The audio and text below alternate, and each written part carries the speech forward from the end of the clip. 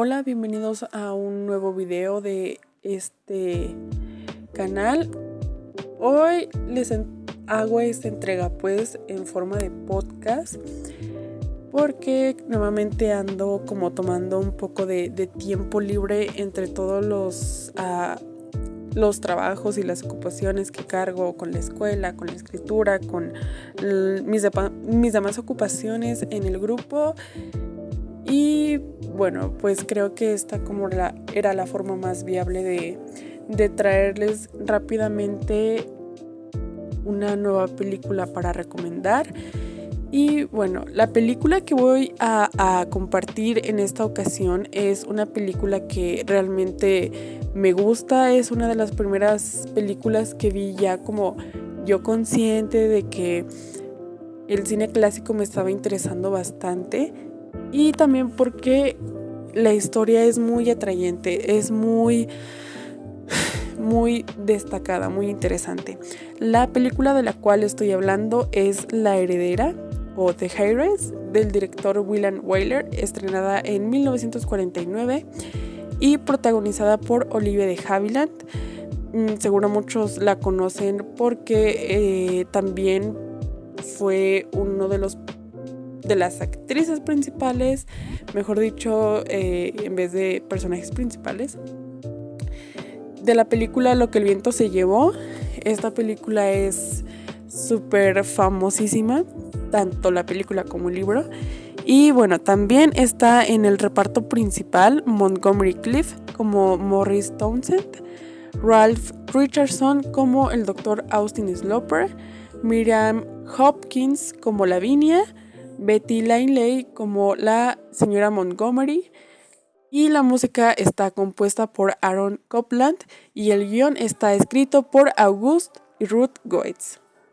La trama, que está ambientada en Nueva York en la década de 1840-50, se centra en Catherine Sloper, una joven extremadamente tímida, careciente de muchos talentos y poco graciada para muchos, especialmente para su padre, el Dr. Austin Sloper, quien suele compararla mucho con su esposa ya fallecida. Ellos dos viven junto con la tía Lavinia, hermana del Dr. Austin, misma que también enviudó. Y los tres pues viven en una lujosa, inmensa casa, son de una posición social alta, y cabe destacar que Catherine es la heredera de una cuantiosa fortuna que le dejó su madre y que va a aumentar al momento de que su padre fallezca. Entonces se da un giro en la historia cuando en una fiesta familiar conocen a Morris Townsend, un muchacho apuesto y joven que ha vuelto de Europa recientemente, y para sorpresa de todos, Morris comienza a verse interesado por Catherine cuando se ve que ningún otro joven como que había tenido intención de acercarse a ella, y comienza a cortejarla, lo que hace sospechar al Dr. Austin que Morris no quiere a su hija y solo es un cazafortunas. Como comentario general o como primera impresión, cabe destacar que una de las cosas que me llama mucho la atención del cine clásico es que se puede tener como que la idea, y a veces como que hasta así suele pasar en muchas películas, que el final automáticamente es feliz siempre, que los personajes siempre terminan súper felices o de que no pasa absolutamente nada malo de principio a fin. Y esta historia no es que termine súper mal o algo así, obviamente no voy a dar como spoiler, pero realmente es una historia muy, muy diferente y muy realista en varios aspectos por diferentes cosas que pasan a lo largo de la historia, y sobre todo por cómo se muestra el desarrollo del personaje. Es algo que me llamó mucho la atención de esta película. Y aparte también es que no sé cómo me pasa a mí, que siempre agarro como mis modas de tenerle mucha admiración o de que empiezo a ver muchas películas de ciertos actores. Me pasó con Anthony Perkins, el actor de Psicosis, dirigido por Alfred Hitchcock, una película muy famosa. Y después me pasó por Montgomery Clift, que en esta película interpreta a Morris Townsend, y fue una de las películas que vi de su carrera, de su filmografía. Y la verdad es que también me gustó demasiado. Si mal no recuerdo, a él no le había gustado su actuación en esta película. Y de hecho, cuando estaba como en la premiere o en el estreno de la película, por así decirlo, cuando fue la primera vez que se proyectó, pues a él no le gustó y se salió de la sala, o sea, no le gustó su actuación. Pero a mí me parece muy destacada tanto las actuaciones, no solamente de Montgomery Clift, sino de los demás actores, sobre todo de Olivia de Havilland. Me parecen muy interesantes porque contribuyeron demasiado como a la esencia de sus personajes y al desarrollo de los mismos. Entonces creo que es algo por la cual se debería de ver esta película. Y como menciono, sí hay muchas películas de cine clásico. De verdad que esta es una de las razones como por las que me gusta mucho ver estas películas, que su historia se da como de una manera diferente, o sea, no pasa una cosa sin que pase otra que realmente te llama la atención. Y también pues porque estás viendo parte de cómo era el pasado y dejaron este legado para nuestros días y cosas así. Entonces creo que esta es una de estas películas que realmente se muestran muy interesantes, muy realistas, por cómo son los personajes, o sea, cómo se comportan los personajes unos con otros o por sí mismos y por la historia, etc. Y bueno, como top 3, en el primer lugar, eso sí, tengo al arco del personaje principal, o sea, su desarrollo, porque es muy marcado el cambio que se genera en la protagonista. Al principio se muestra muy tímida y tratando de complacer a los demás, y el mundo exterior tiene un concepto muy claro sobre ella, que es negativo, obviamente, especialmente por parte de su padre, que generan cierta simpatía con ella a uno como espectador. En los primeros minutos, pues se pone como que toda la película en contexto, quiénes, dónde están, cómo viven y sobre todo cómo se comportan con la protagonista, y eso hace que se genere empatía. Y después viene como que la temática principal, el problema principal, el que va a generar el desarrollo. Y cuando por fin la protagonista, que tras pasar muchos desaires por ciertas personas y porque muchos sean duros con ella cuando ella ni siquiera se da cuenta, y cuando por fin tiene a alguien que parece quererla como es e intentan arrebatárselo, sacrifica hasta las más grandes cosas que posee en su vida por el amor que le tiene a Morris, pero nunca se da cuenta de su verdad, como digo, que rodea el prejuicio que su padre tiene, por ejemplo, hasta la crueldad que se desata en su vida, y eso hace que se acarreen grandes consecuencias y consecuencias muy, muy interesantes, porque, como digo, su desarrollo se va como mostrando muy claramente. Y algo que me gusta mucho de esta película es que hasta se cambia en el tono de voz, se va como que viendo el desarrollo del personaje, cómo va cambiando la protagonista mediante hasta por el tono de voz, o también se muestra ciertos espacios por donde ella pasa en diferentes etapas como de la historia, y es algo que realmente se me hace muy interesante. Y aparte está el guión. El guión contiene muchas frases como que muy convincentes, muchas líneas convincentes, algunas con aire de desdén para ciertas escenas y otras que logran influir realmente y fácilmente también en la ambigüedad de unos personajes, porque también esto tiene esta película, que ciertos personajes se tornan como muy ambiguos, que realmente te pones como que a considerar muchas dudas respecto a ellos. Un claro ejemplo de ello es Morris. Como digo en la sinopsis, el padre tiene como que esta duda acerca de él, Morris realmente quiere a Catherine o solamente está interesado por su herencia. Pero no solamente este personaje es ambiguo, también está el Dr. Austin y hasta la tía Lavinia. El Dr. Austin se preocupa por su hija realmente o únicamente por su dinero, por temer que su capital, su legado económico sea despilfarrado. Y hasta la tía Lavinia es objeto de constante debate y dudas que pueden emanar sus acciones dentro de la película.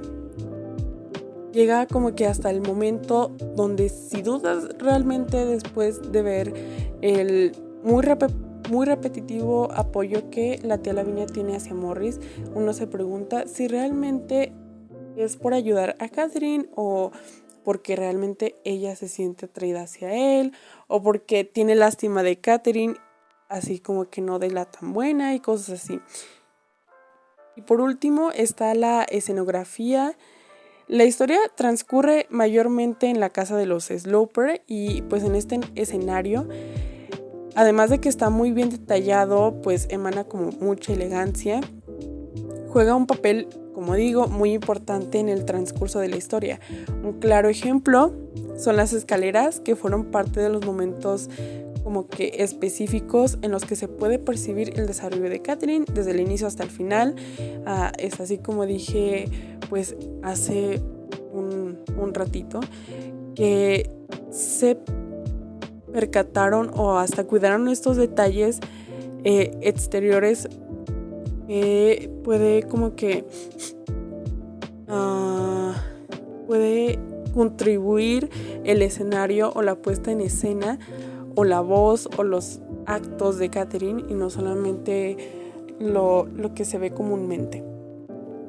Y como algunos datos, Ralph Richardson, el que interpretó al Dr. Austin, ya lo había interpretado antes en teatro y por esto se dice que él pensaba o consideraba que las actuaciones de sus compañeros no estaban a su altura o a la altura. También esto consideraba Montgomery Clift, que no valoraba mucho la actuación de su coprotagonista Olivia de Havilland. Sin embargo, siento que Wyler sacó el máximo provecho del talento de Olivia como actriz. Ella terminó ganando un Oscar, su segundo Oscar de hecho, y realmente esta película además y la interpretación de Olivia de Havilland ha sido elogiada en constantes ocasiones. De hecho, esta película creo que es una de las principales o las más destacadas de la filmografía de la actriz.